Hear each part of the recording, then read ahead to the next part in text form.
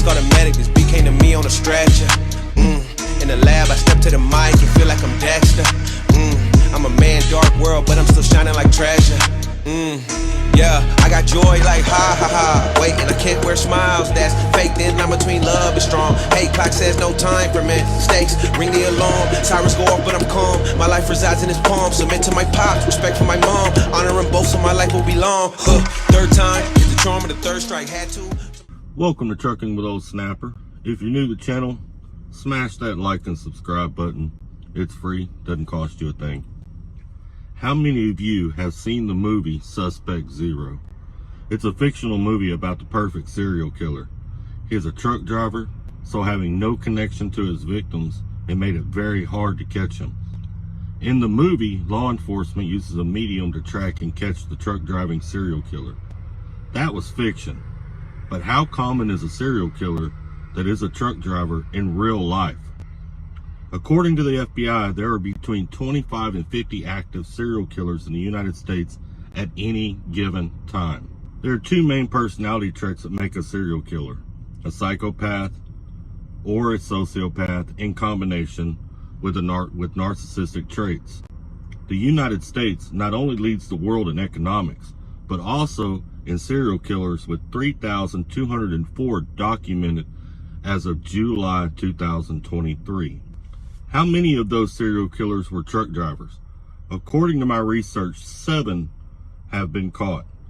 Robert Ben Rhodes, Wayne Adam Ford, Bruce Mendendahl, Scott Cox, Oscar Ray Boland, Patrick Sean Gobble, and William John Robert are all listed as truck driving serial killers.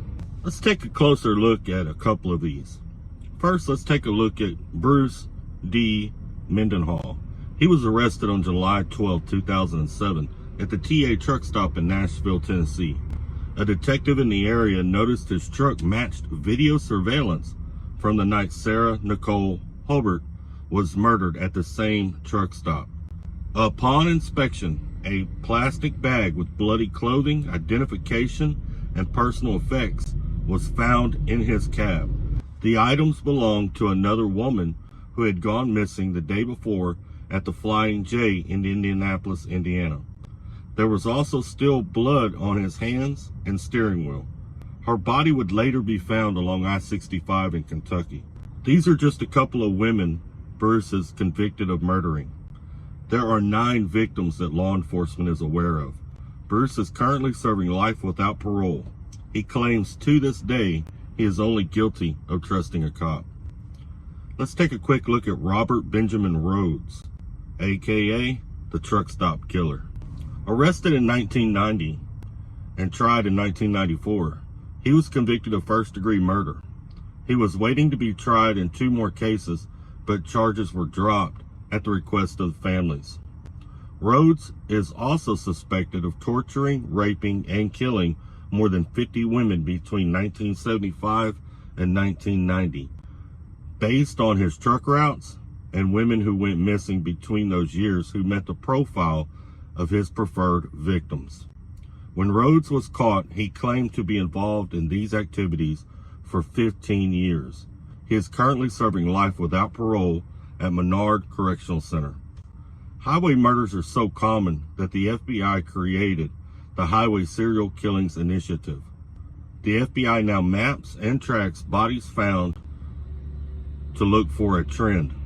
According to FBI crime statistics, most victims of truck drivers are women. The mobile nature of truck drivers and no connection to the victims makes these cases hard to solve, according to the FBI.